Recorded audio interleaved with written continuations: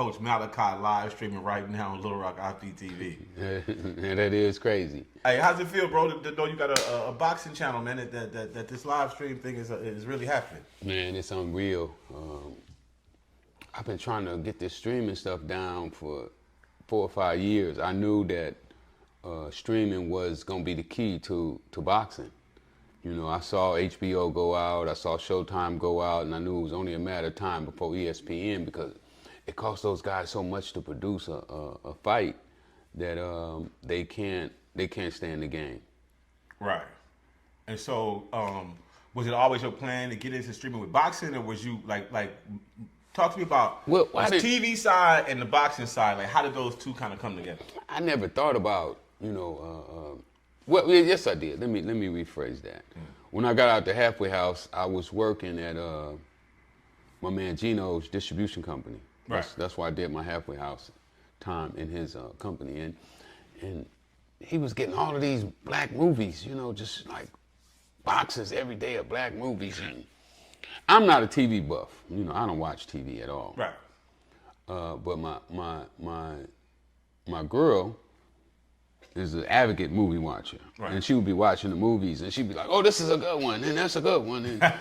And I would tell Gino, and he was like, "I got too many. I can't check out all of them." So later on, Netflix pop up, and I'm like, "Oh my God!" After the demise of Blockbuster and the fall of Redbox, they picked up all those titles, right? Yeah. So I was like, so what do you think content is? What do you think the value of content is now? Well, right now, content is the new gold, the new oil, the new platinum. No, that's what Byron Allen just said the same thing. He had a big rant going on about how content and owning content is king. But how do you own content? How do you even get in the what game? You do with it. I mean, we meet all these people now with all of this content, and they don't even know what to do with it. ContentGeyser.com. ContentGeyser.com. Join the creative community. Rick is the ambassador, the mayor, the governor, the president of the community, right? He's been bringing so many content creators, but that's the whole idea behind the community, is to, one, have a place where all the resources is there, and also to monetize. And then some of the stuff you found out since we've been doing this, that the guys are creating content and they're putting it on people's platform, and they're not even getting the credit. Remember, now I know y'all remember this. See, I'm not even a movie buff, but I study. I study movies because I always knew I wanted to get some money out of it. Right. I don't want to watch it. Right. I had a professor that used to come and visit me. I've been working on my movie for about 30, 40 years. I done worked with the Hughes brothers. I worked with the late George Jackson. Shout out George Jackson, y'all. I worked with Nile Rodgers. I mean, so many people have come to my cell to talk to me. Wait. So these people came to visit you while you were in jail. Not since you've been home. This is why you were still in jail. I was in jail. Got it. I can see George Jackson. I can see George Jackson coming and pulling. That's how me and Gino got together, because I was doing a deal with the Hughes brothers. Oh wow! Okay. And Universal. Right. And they told me I could have the soundtrack. Right. My boy was working at Interscope. Fabian, who was the head producer over. Promoter over at Interscope. Yep. And he told me, he said, "Rick, don't even care about how much money you get off the movie. Get the soundtrack. Right. We're gonna make $20 million off the soundtrack, right?" Yeah, I missed the soundtrack days. That's right. That soundtrack used to be fired.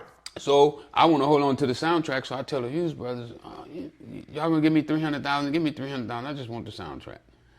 Right. I'm gonna get paid off the soundtrack. Right. My boy already told me I'm gonna get paid off. How it work? Yeah. So anyway, when it all came down, they was like, "Oh, Universal said they want the soundtrack. You got to negotiate with them. They'll see about it after we do the deal." And I was like, "Oh no deal." Right. But that's how we got to where we at now. So I meet Gino during the process. He was just graduating from Cal State Northridge, 19 years old. Son. Shout out to all my Matadors, Cal State Northridge representing. Okay, I'm sorry, I digress. Yeah, so he had just graduated. Graduated. Yeah. So you've been heavy in trying to get into this content space for a while.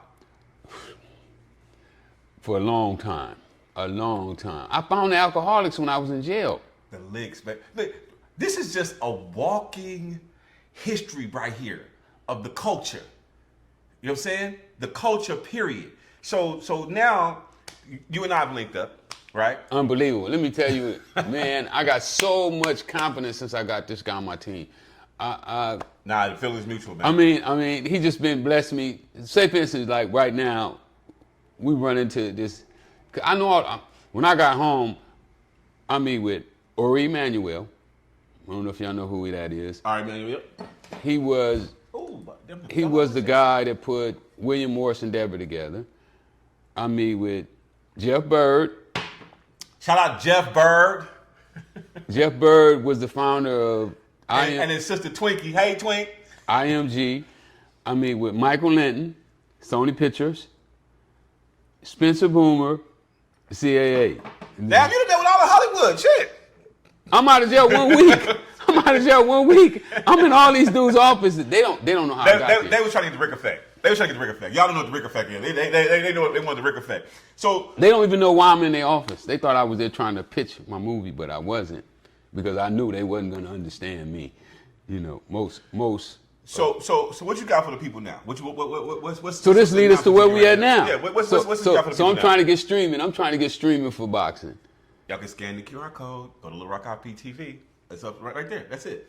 So we sitting in front of the network streaming right now. That's Coach Malachi. That's Tuesday Night Fights boxing channel on Little Rock IPTV. So we right here in the building letting y'all see what it is.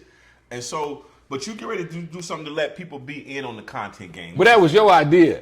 I'm gonna keep it 100. I'm gonna keep it 100. You can have ideas all day, but if you have no execution, it don't matter. This is why linking up with people is important. You can have a brilliant idea, but listen, man, if you don't have the elements and the pieces, it doesn't matter, right? So what we get ready to do, Rick? Man, we found a young director, got all the elements, everything. I was just talking to Ryan Coogler like 2 months ago. Shout out Ryan. And you know, I'm like, Ryan, please do my movie, man. You the perfect one, da. It didn't happen. But I run into this other guy, and I don't think it can happen again. And my man was like, Rick, man, you supposed to own part of this content, man. You gotta start investing in the content yourself. Don't think because you ain't rich that you can't own content. And I was like, what you talking about? He was like, man, dude, it's guaranteeing your money back in 45 days. I say, 45 days? He's like, yeah, I went over all the paperwork. My man went over all the paperwork. Yeah, it's all solid. Film hedge fund is already in, $2.6 million. You guys know I've been looking for a project that we could get everyday retail investors, everyday people to be able to start investing in content. And we found a producer director who he was going to go the traditional route to get the bridge capital. 45 days, $1,000. You get your $1,000 back plus points in the movie, right? Now we're going to get a chance to teach you guys what it means to have points in a movie, how to start investing in content, how to start working with content creators to help them get their projects to market. We complain about the movies and stuff and TV shows that we don't got, right? Yep. Who better to finance than us? Perfect. So you're going to be hearing more about this, man, at contentgeyser.com. It's not up yet, but we'll be putting it up shortly. We're going to make a big announcement. This is not the official announcement. We're really here to talk about Little Rock IPTV, Country Box, Tuesday Night Fights. We had some January balls yesterday. 6th. We had a press oh run my God, yesterday. man! Look, the clip out there. You'll see some clips. We're gonna show some stuff from this. What did it feel like being outside the Troubadour with all the fighters, with Jimmy and all the public that came out to support? No, you know what really killed the whole day for me? Okay, what was that? My man said Don King asked him, "What are you doing with that guy?" I thought you were going to say when Young Buck pulled up in Cashville. Right. But Don King is bigger. Don King, come on, man. I mean, Buck, I know Buck will pull up for me anytime I need Buck. Right? Oh, we in Cashville, baby. Right now, we in Cashville. It's certain guys that you know, that you just know. Yeah. If you call him, I ain't never called Buck. Like the last fight, I didn't call him. He said he was going to come to that fight. I didn't call him and say, hey, man, today is the fight. I know you got to let him know. I know Buck is going to show up for me if I need him. That's like my man Ness in New York, man. For all you cats who in the podcasting world, y'all know Ness. And I got to shout out Ness, man. Live. Shout out to Ness, holding man. it down, bro. You know what I'm saying? So we some dudes you can't count on them though. No matter what, you can have money. They just ain't gonna show up for you. They don't care. They don't care. They don't care. They don't care about helping. I don't know. It almost seemed like to me like people don't want to see real motherfuckers get on. Well, I mean, I ain't no hater, and I don't be throwing no shade. You know, I don't really talk negative. See, Rick, I know you wasn't around for a lot of this, right? You know, and not to try to bring in things that we really don't care about, but the what we're seeing now on the East and West Coast, whether it's Diddy on the East Coast, Big U on the West Coast, that there were people who were manipulating the game, and their energy and their attitude is what other people picked up. We came from a different school. We came from a collaboration school, right? Where you can't get big without others. Nah, man, I'm telling you like this, bro. Let me stand on your shoulder. Yeah, hood dudes and street dudes who traditionally would have been beefing when money came in, sat down and figured it out. Yeah. Right? So I don't understand what this whole, okay, is it gangster? Let's not do gangster.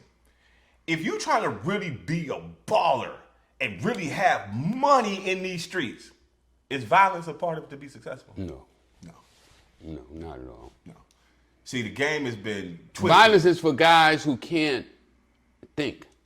You know, they can't figure out a solution. They can't. Their emotions take over. You know, it's an emotional thing, and I don't know. I look at it really as a sign of weakness. Well, I mean, if you look at what has been projected out about what it means to be a real one in these streets, it has nothing to do with making money, guys. It's all violence and craziness. That's why if you look at, we always want to make these mafia comparisons, right?